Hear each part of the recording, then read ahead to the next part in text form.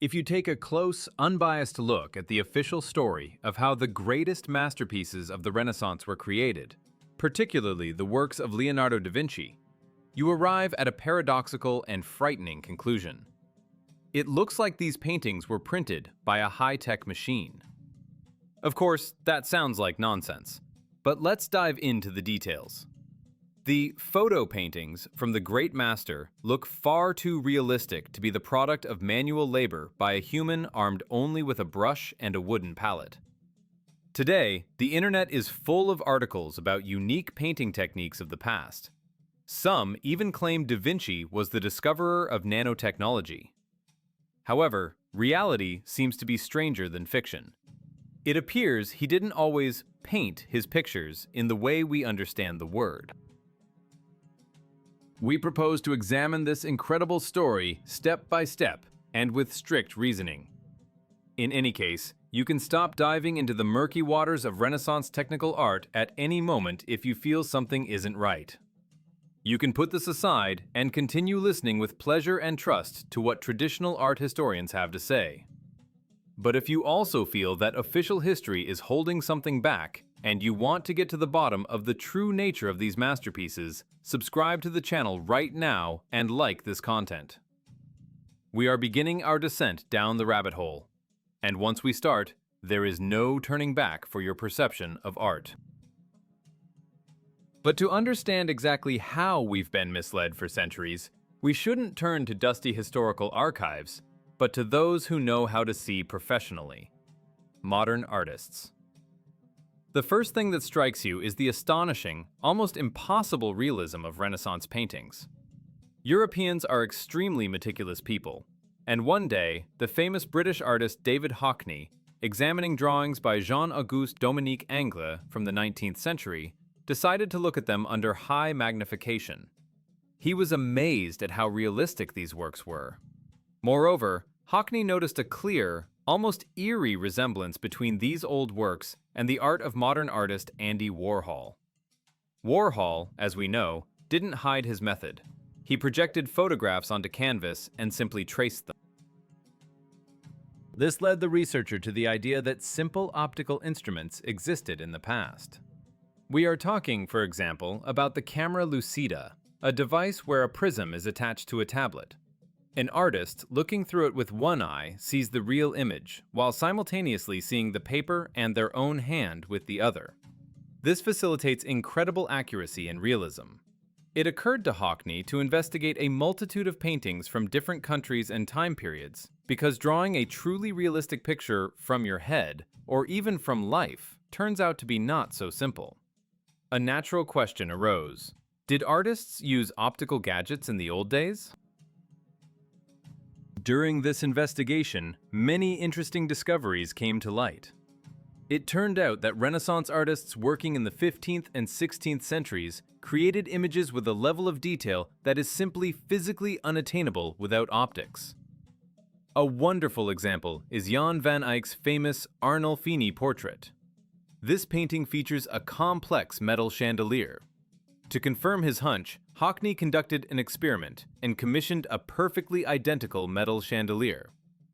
When it was made and the appropriate light source was selected, he obtained exactly the same highlights as seen in the painting from 500 years ago. An inquiring mind might ask, why does optics have to be involved? Maybe the artist was simply a genius who looked very closely and drew the details meticulously. But the problem is that highlights on polished metal are not just light and shadow. Change the position of the observer's eye by a fraction of a degree, and the highlight shifts or disappears entirely. This means that to achieve such a result, the artist would have had to clamp his head in a vise so that it remained absolutely motionless, and work with the brush at breakneck speed. After all, the natural light source, the sun, is constantly moving across the sky. Without rigid fixation and instant speed, it is impossible to remember all these highlights and reproduce them from imagination with such mathematical precision. It would be beautiful, but the physical reality wouldn't match the image. Obviously, a technology for capturing images was used here that was beyond the understanding of the average person of that time. The conclusions drawn by a professional artist who knows the technical side of painting firsthand completely change our understanding of classical art. David Hockney, examining graphic works, noticed something that eluded the gaze of theorists: the character of the line. When a person draws from life, their hand makes searching movements. The line lives, breathes, and sometimes breaks. However, in drawings from the early 19th century and earlier periods, the line was confident, continuous, and precise, as if drawn with a ruler or a template. This observation forced a parallel with modern methods, specifically the work of Andy Warhol. Warhol, the icon of pop art, openly used projectors to transfer the contours of photographs onto canvas. And this Warholian handwriting, the trace of mechanical copying of reality, was suddenly discovered in masters who lived centuries before the invention of photography. This discovery lifts the veil on the mystery of the so-called camera lucida and camera obscura.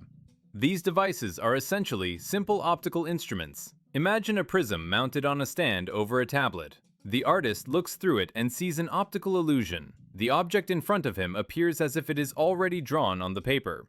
He only has to pick up a pencil and trace the outlines, like in a coloring book. At the same time, looking with one eye, the master sees his hand, the pencil, and the projected image simultaneously. This completely changes the approach to creativity. Instead of analyzing form, volume, and perspective, the artist turns into a machine operator recording an image. This explains why many drawings of that time look like high-quality photocopies, devoid of human errors in proportions. However, the use of optics is not just a simplification of labor.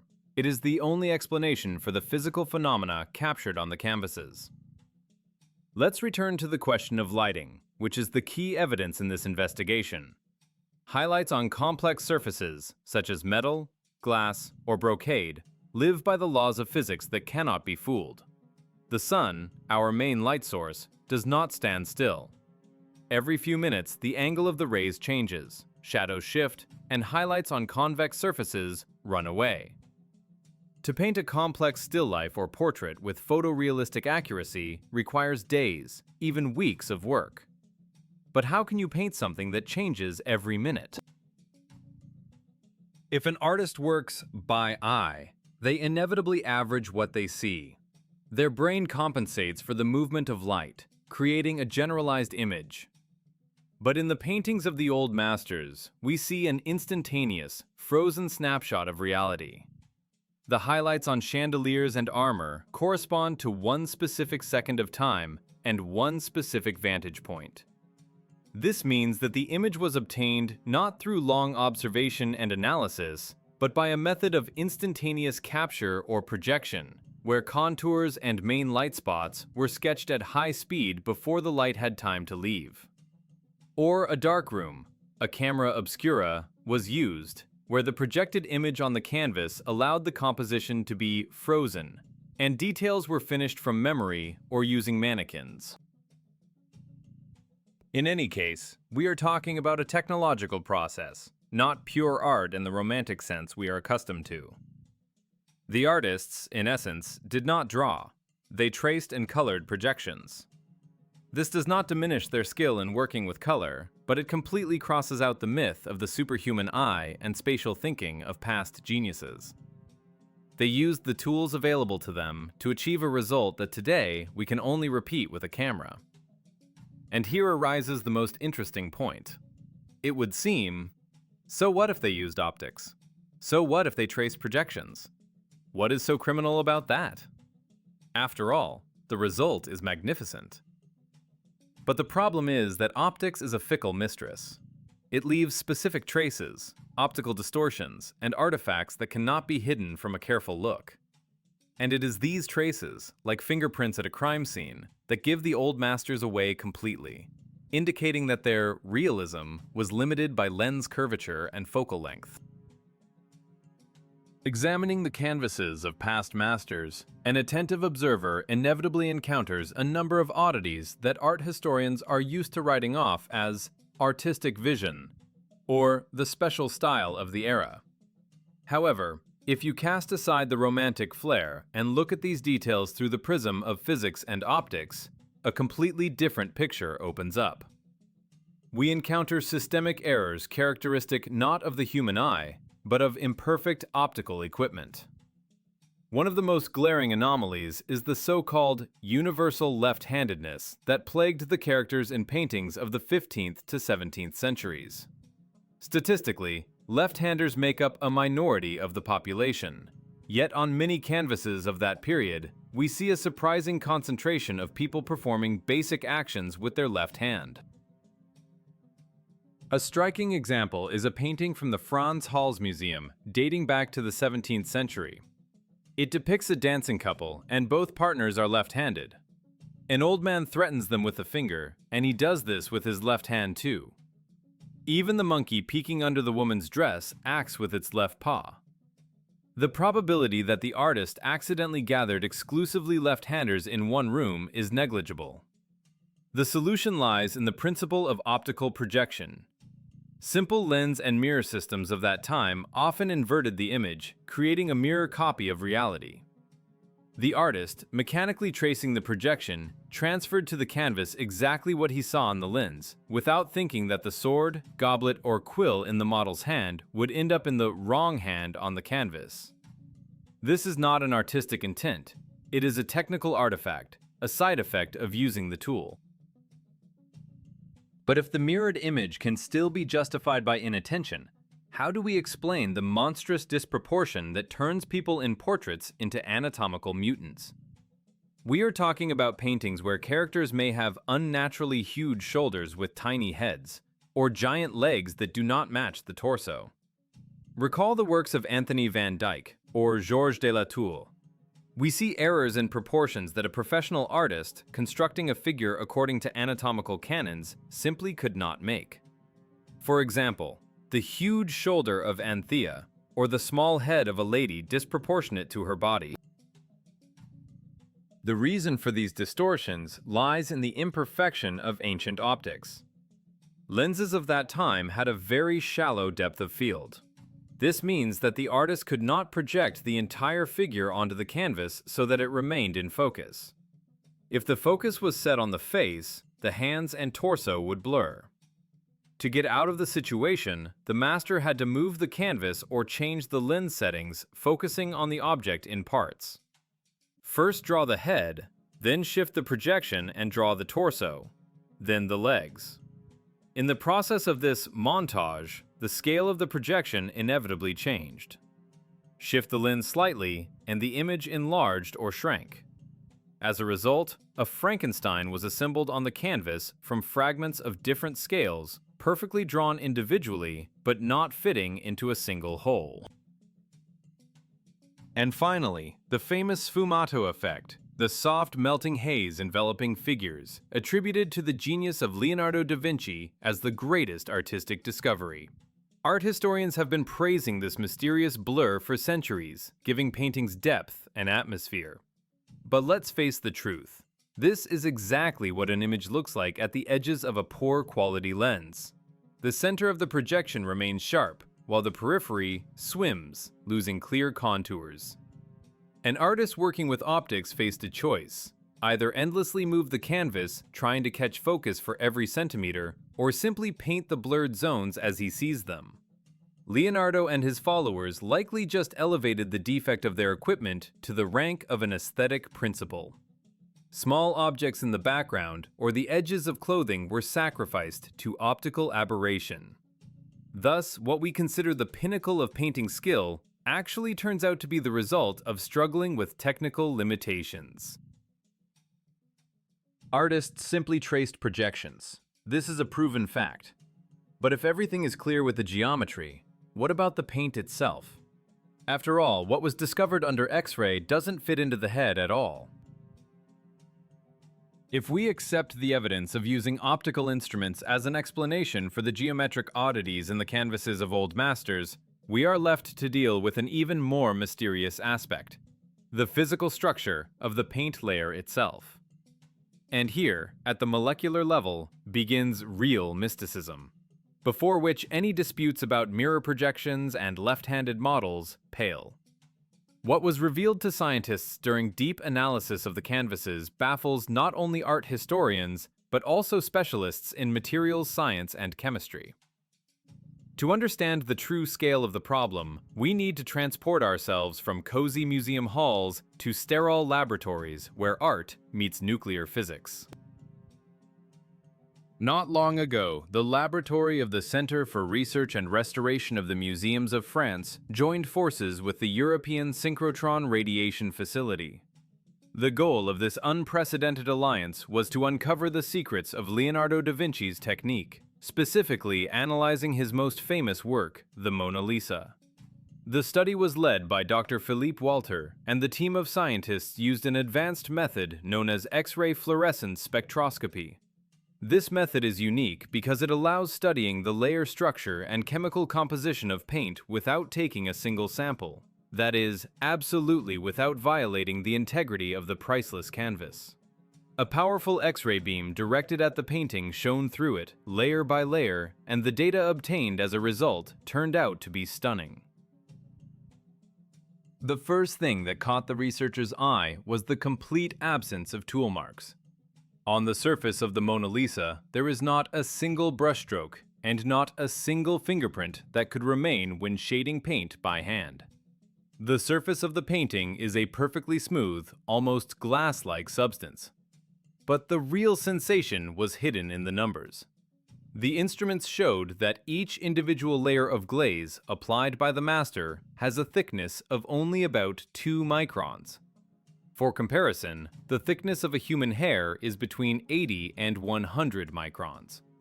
That is, the layer of paint on Leonardo's painting is 50 times thinner than a hair. This is a magnitude that cannot be controlled by the naked eye, let alone by a hand holding a brush with bristles. In some places on the painting, the total thickness of all applied layers reaches 55 microns. This means that the master repeatedly, layer by layer, applied this microscopic film to achieve the desired optical effect and color depth. We are talking about 20 to 30 layers, each of which is structurally ideal. If a human did this by hand, the slightest trembling, the slightest change in pressure or paint density would lead to the layer becoming uneven, causing drips or gaps. But here, we see machine-like precision of application, inaccessible to human physiology. Moreover, scientists reported another fact that definitively destroys the familiar picture of the world. The pigment particles, that very coloring mineral that gives the glaze its color, are so small that they cannot be measured by conventional means in the context of traditional painting. The logic here is simple and ruthless. If a paint layer is 2 microns thick, the pigment particles inside it cannot be larger than this size.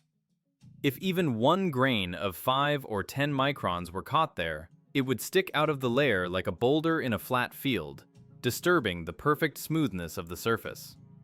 This means the pigment must be ground to a state where each particle does not exceed 1 or 2 microns, and most likely is much smaller, to lay down evenly. These results absolutely do not fit into the framework of modern ideas about the capabilities of medieval craftsmen, nor even into David Hockney's optical theories.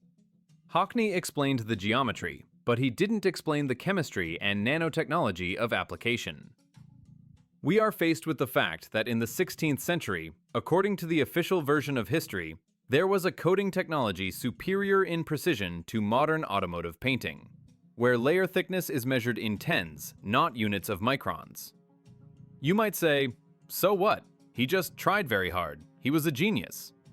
But let's figure out what 2 microns means in the world of a medieval mortar and pestle, and why obtaining such paint in a Florentine workshop is a task that contradicts the laws of solid-state physics. Spoiler, it is physically impossible. To realize the sheer absurdity of the official version regarding Leonardo da Vinci's manual preparation of paints, we need to mentally pick up a microscope and compare dry numbers with physical reality. An ordinary person not connected with nanotechnology rarely thinks about what microns actually mean. To our perception, a kilometer, a millimeter, or a micrometer are just abstract values. So let's find a relatable benchmark. The finest substance you've likely encountered in daily life is talc, the base of baby powder. It is an incredibly soft mineral, greasy to the touch, which easily turns into powder. The particle size in high-quality powder varies from 2 to 10 microns. Now imagine the task facing a medieval artist. He needs to create paint. But talc is not suitable for painting. It doesn't give saturated color. Artists used pigments based on metal oxides, semi-precious stones, ochre, and other minerals. All these substances are significantly harder and tougher than soft talc. Official history claims that Leonardo took these hard stones, put them in a mortar, and ground them into dust with a pestle. And this is where the beautiful legend shatters against hard science. Even if Leonardo possessed the strength of a hydraulic press and the patience of a Buddhist monk, he physically could not grind a hard mineral by hand to a particle state of 2 microns. The problem lies not only in friction force, but also in human vision. There is a limit to our eye's resolution. The grinding method preserved in old pharmacy practices states, you grind a substance until you see individual grains. As soon as the powder becomes visually homogeneous, the process stops because you can no longer control the result. The human eye is capable of distinguishing individual particles about 70 microns in size. Everything smaller looks to us like solid dust. Accordingly, when a medieval master reached a grind of 70 microns, he considered the work perfectly done. He had no criteria to continue working further. To get particles of 2 microns, he would have had to grind this dust blindly, reducing the particle size another 35 times, having no way to check if he achieved the result or not. Let's compare this with the capabilities of our civilization. Today, pigments are ground in giant industrial mills using complex technological processes. And even under mass production conditions, modern oil and alkyd paints have a pigment particle size from 15 to 55 microns. This is considered the world standard. Making it finer for ordinary painting is impractical and expensive. Automotive enamels, which are applied by complex sprayers, create a coating 80 to 100 microns thick. A paradoxical situation arises. Modern chemical concerns with their factories and laboratories produce coarser paint than the one supposedly made by one man in the 15th century, sitting by candlelight with a stone cup in his hands. What we see in Da Vinci's paintings is not just well-ground paint. Substances with a particle size of less than 2 microns belong to the field of micropolishing and high technologies. Similar substances are used today in modern printing to create high-quality inks and toners. Pigments for them are not ground from stones. That is impossible. They are grown chemically. This is a complex crystallization process where pigment particles form immediately at a given microscopic size in a special environment, then precipitate and are processed. For example, needle-like crystals for yellow pigments or tabular crystals for red ones are obtained this way. This is pure high-level chemistry requiring sterility, precise temperatures, and knowledge of the molecular structure of matter. The conclusion suggests itself, and it is unflattering for traditional history. Leonardo da Vinci simply did not have the technical capability to create such materials using the tools of his era. The mortar and pestle are powerless here. The materials with which the Mona Lisa and other masterpieces are painted surpass modern artistic paints in their physical and chemical properties, and stand on par with photo printing and polygraphy technologies of the 20th and 21st centuries. Either Leonardo was a time traveler who robbed a Japanese chemical corporation's warehouse, or we are dealing with technologies of an advanced civilization that were available at that time, but which textbooks forgot to tell us about. Let's assume the incredible. Suppose aliens gave him a bag of this nanopowder, or he found a method of chemical synthesis, beating science by half a millennium. But having paint is half the battle. how to apply it in a layer of 2 microns without modern equipment, leaving not a single brush trace. Here begins the most fantastic part of our theory. Let's imagine for a moment that the problem with producing nanopaint was miraculously solved. But the existence of the material is only half the battle. How exactly did the master apply this substance to the canvas? If we turn to the official version, we have to believe in a completely absurd scenario.